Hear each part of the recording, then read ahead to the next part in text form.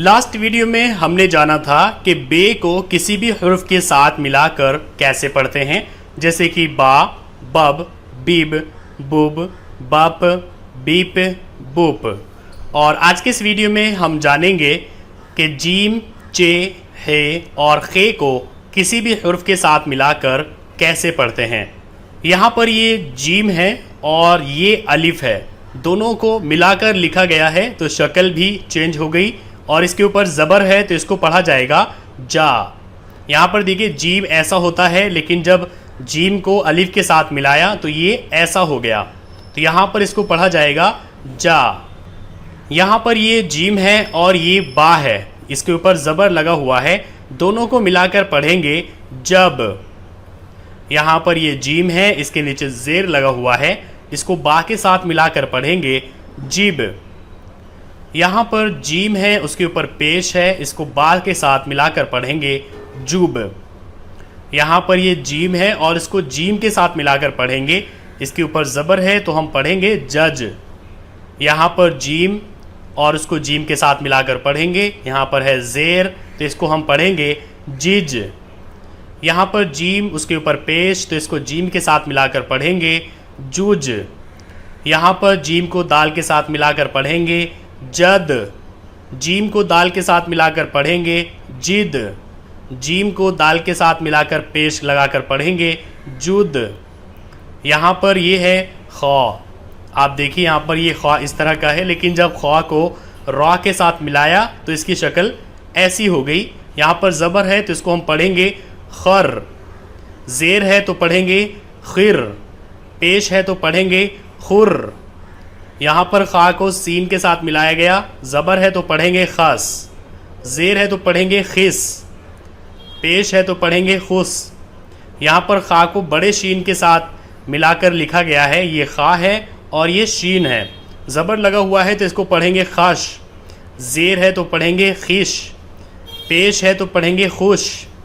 Gym को स्वाद के साथ मिलाकर लिखा गया है, इसको हम पढ़ेंगे जस। जीम को स्वाद के साथ मिलाया गया है, शक्ल ऐसी हो गई है, ज़ेर लगा हुआ है तो इसको हम पढ़ेंगे जिस। यहाँ पर पेश लगा हुआ है, जीम को स्वाद के साथ मिलाकर पढ़ेंगे जूस। जीम को ज़ाद के साथ लिखा गया है, इसको हम पढ़ेंगे जज। जीम को ज़ाद के साथ लिखा गया है, ज़ेर लगा हुआ है, इसको पढ़ेंगे जिज़। जीम को ज़ाद के साथ मिलाकर पढ़ेंगे जुज़। जीम को तवा के साथ मिलाकर लिखा गया है, ज़बर लगा हुआ है, इसको पढ़ेंगे जत। जीम को तवा के साथ मिलाकर लिखा गया है और ज़ेर लगाया गया है, इसको पढ़ेंगे जेत। जीम को तवा के साथ मिलाकर लिखा गया है, इसके ऊपर पेश है, इसको पढ़ेंगे जूत। खा को तवा के साथ मिलाकर लिखा गया है, इसको पढ़ेंगे खत। देखिए यहाँ पर खे, तो खे ऐसा है, लेकिन जब खे को हमने तवा के साथ मिलाया तो इसकी शक्ल बदल गई, तो अब ये पढ़ा जाएगा खात। ज़ेर के साथ खेत, पेश के साथ खुत। जीम को आइन के साथ मिलाकर लिखा गया है, इसको पढ़ेंगे जा। जीम को आइन के साथ मिलाकर लिखा गया है, ज़ेर लगाया गया है, इसको पढ़ेंगे जी। जीम और आइन को मिलाकर लिखा गया है, इसके ऊपर पेश है तो इसको पढ़ेंगे जो। जीन को फ़ा के साथ मिलाकर लिखा गया है और इसके ऊपर ज़बर है, इसको पढ़ेंगे जफ। जीम को फ़ा के साथ मिलाकर लिखा गया है और इसके नीचे है ज़ेर, इसको पढ़ेंगे जीफ। जीम को फ़ा के साथ मिलाकर लिखा गया है और इसके ऊपर है पेश, तो इसको पढ़ेंगे जूफ। यहाँ पर जीम को काफ के साथ मिलाकर लिखा गया है, ज़बर के साथ पढ़ेंगे जाक। ज़ेर के साथ पढ़ेंगे जीक और पेश के साथ पढ़ेंगे जुक। यहाँ पर चे को काफ के साथ मिलाकर लिखा गया है, ज़बर के साथ पढ़ेंगे चक। ज़ेर के साथ पढ़ेंगे चिक। पेश के साथ पढ़ेंगे चुक। चे को लाम के साथ मिलाकर लिखा गया है। चे देखने में ऐसा होता है, लेकिन जब इसको लाम के साथ मिलाया तो इसकी शक्ल ऐसी हो गई। ज़बर के साथ पढ़ेंगे चल। ज़ेर के साथ पढ़ेंगे चिल। पेश के साथ पढ़ेंगे चुल। यहाँ पर खा को मीम के साथ मिलाया गया है, ज़बर के साथ पढ़ेंगे खम। ज़ेर के साथ पढ़ेंगे खिम। पेश के साथ पढ़ेंगे खुम। खा को नून के साथ मिलाया गया है, ज़बर के साथ पढ़ेंगे खन। ज़ेर के साथ पढ़ेंगे खिन। पेश के साथ पढ़ेंगे खुन। जीम को हा के साथ मिलाया गया है, इसको ज़बर के साथ पढ़ेंगे जाह। ज़ेर के साथ पढ़ेंगे जी, पेश के साथ पढ़ेंगे जूह। तो इस कायदा नंबर 9 में आपको बस 2 चीज़ें समझनी है, ध्यान में रखनी है कि जीम, चे, हे और खे को जब किसी हुर्फ के साथ मिलाकर लिखा जाता है तो वहाँ पर शक्ल चेंज हो जाती है और शक्ल देखने में कुछ ऐसी होती है और साथ ही आवाज़ भी बदल जाती है। आवाज़ जीम की बजाय जा, जब, जिब, जुब, जज इस तरह से हो जाती है। तो यहाँ पर इसको हम एक बार पढ़ लेते हैं।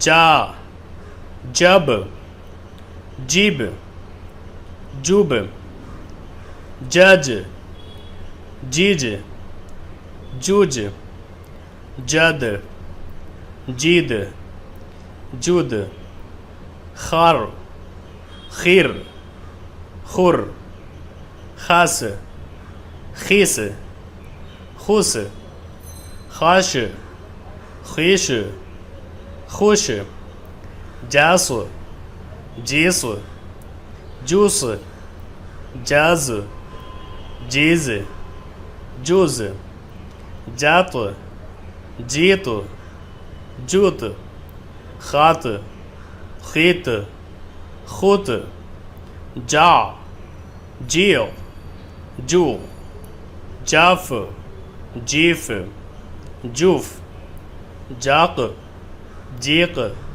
जूक, चक, चिक, चुक, चल, चिल, चुल, खम, खीम, खुम, ख़न, खीन, खुन, जाह, जीह, जूह। यहाँ पर आपको इन हरूफ को अलग अलग भी समझना है। जैसे कि आप एकदम से यहाँ पर देखेंगे, ये है जूस, ये है जफ, ये है चुक, ये है जात, ये है जिब, ये है जिद, ये है खुर, ये है खिस। तो आपको अलग अलग भी इन सबको समझना है।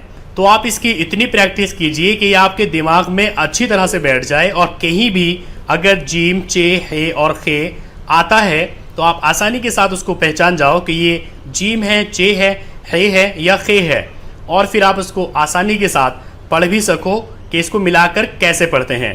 जैसे कि खिश, खुश, जस, जिय, जफ, खम, इस तरह से आप कट कट करके भी इन्हें पढ़ सको।